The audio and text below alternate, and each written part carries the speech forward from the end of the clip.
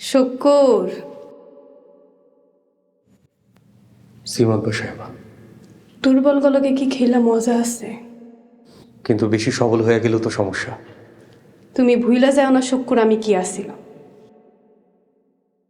আমি আসছিলাম এই গ্রামের হতদরিদ্র মায়ের একমাত্র সন্তান, যারে এই গ্রামের মানুষটা সিল খাওয়ার মতো ঠোকরায় ঠোকরায় খাইতে চাইছিল।